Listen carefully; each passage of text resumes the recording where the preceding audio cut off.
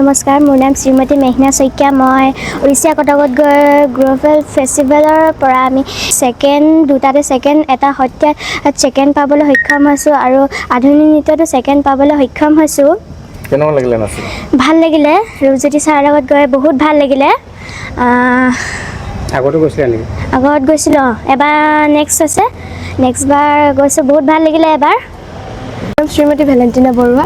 মই পোনপ্ৰথমে আমাৰ শ্ৰী শ্ৰদ্ধা ৰূপজ্যোতি বৰুৱা ছাৰক মই ধন্যবাদ জ্ঞাপন কৰিব বিচাৰিছোঁ, কাৰণ ইমান ডাঙৰ এখন আমাক মঞ্চ দিয়াৰ বাবে, যাৰ ফলত আমি ইমান মানে সৰু জেগাৰ পৰা আমি এতিয়া ইমান ডাঙৰ এখন মঞ্চত আমাক পঠিয়াই দিয়াৰ কাৰণে বহুত ধন্যবাদ দিছোঁ।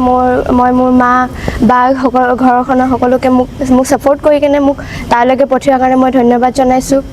আৰু মই এইবাৰ প্ৰথম হয় মোৰ, আৰু মোৰ অভিজ্ঞতা বুলিবলৈ মোৰ বহুত ভাল লাগিল আৰু আশা ৰাখিছোঁ যে নেক্সট বাৰো যাম বুলি। মই সত্ৰীয়া নৃত্যত ছেকেণ্ড পাইছোঁ আৰু ছেমি ক্লাছিকেলত ছেকেণ্ড পাইছোঁ। কি পঢ়ি আছা?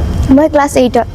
আমি খোৱাং সংগীত বিদ্যালয়ৰ পৰা ২৭ গৰাকী অভিভাৱক লগাই আৰু ১৩ গৰাকী ছাত্ৰ ছাত্ৰী উৰিষ্যা কটক গ্ল'বেল থিয়েটাৰ ফেষ্টিভেলত অংশগ্ৰহণ কৰি তেওঁলোকে সত্ৰীয়া নৃত্যত সত্ৰীয়া নৃত্য 4টা আছিলে, তাত সুন্দৰভাৱে তেওঁ নৃত্য প্ৰদৰ্শন কৰি পুৰস্কাৰ বুটলিবলৈ সক্ষম হৈছে আৰু এটাত প্ৰথম স্থান লাভ কৰিছে, বাকী 3টাত দ্বিতীয় স্থান লাভ কৰিবলৈ সক্ষম হৈছে আৰু আমাৰ সৰ্বমুঠ 39টা প্ৰাইজ পাবলৈ সক্ষম হৈছে।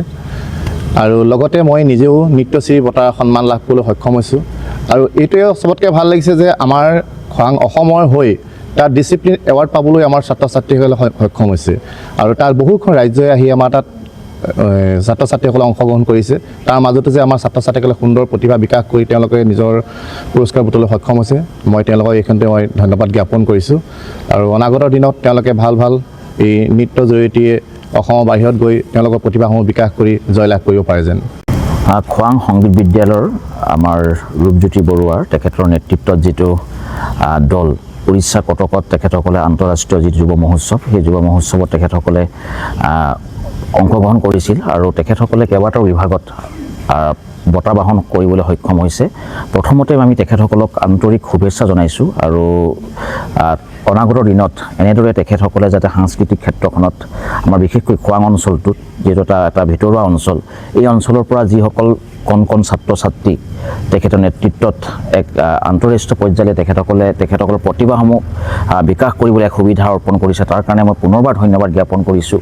আৰু আশা ৰাখিছোঁ যে অনাগত দিনতো এনেদৰে তেখেতসকলে যাতে এই সাংস্কৃতিক ক্ষেত্ৰখনে হওক, নৃত্য গীত, এই কলাসমূহত যাতে আমাৰ উঠি অহা প্ৰজন্মক যাতে বাট দেখুৱাই যাতে আৰু অনাগত দিনত এই ক্ষেত্ৰত বলিষ্ঠভাৱে যাতে আগবাঢ়ি যাব পাৰে, তাৰ কাৰণে আমি তেখেতসকলক শুভেচ্ছা জনাইছোঁ আৰু আশা ৰাখিছোঁ এই ক্ষেত্ৰত বহুতো কৰণীয় আছে, কাৰণ সাংস্কৃতিক ক্ষেত্ৰখনত কৰিবলগীয়া আমাৰ বহুতো কাম আছে। এই ক্ষেত্ৰত যাতে চৰকাৰ লগতে প্ৰশাসনে যাতে গুৰুত্ব আৰোপ কৰে আৰু যিবিলাক ব্যক্তিগত বিদ্যালয় আছে, সেই বিদ্যালয়সমূহত যাতে অনুপ্ৰেৰণা যোগা মানসেৰে বা সেই বিদ্যালয়সমূহক যাতে এক উৎসাহজনক মানসেৰে যাতে আমাৰ চৰকাৰ প্ৰশাসনৰ লগতে বিভাগীয় কৰ্তৃপক্ষই যাতে গুৰুত্ব আৰোপ কৰে, তাৰ কাৰণে আমি দৃষ্টিগোচৰ কৰিব বিচাৰিছোঁ। আৰু ছাত্ৰ ছাত্ৰীসকল, কাৰণ যথেষ্ট প্ৰতিভা আমাৰ বহুতো এতিয়া গাঁৱে ভূঞে সিঁচৰিত হৈ আছে, প্ৰতিভাৰ আকৰ সিঁচৰিত হৈ আছে।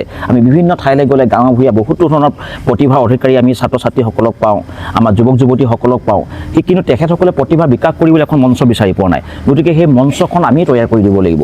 গতিকে এনেকুৱা ধৰণৰ আশাসুধীয়া প্ৰচেষ্টাক আমি সদায় শলাগ জনাওঁ আৰু এইটোৱে আশা ৰাখিম যাতে অনাগত দিনত এই অঞ্চলটোৰ পৰা যাতে আৰু অধিক ছাত্ৰ ছাত্ৰী যাতে এনেকুৱা ধৰণৰ প্ৰতিভাৰ আকৰ লৈ তেখেতসকলে যাতে ওলাই আহে, তাৰ কাৰণে আমি সকলোকে আহ্বান জনাওঁ।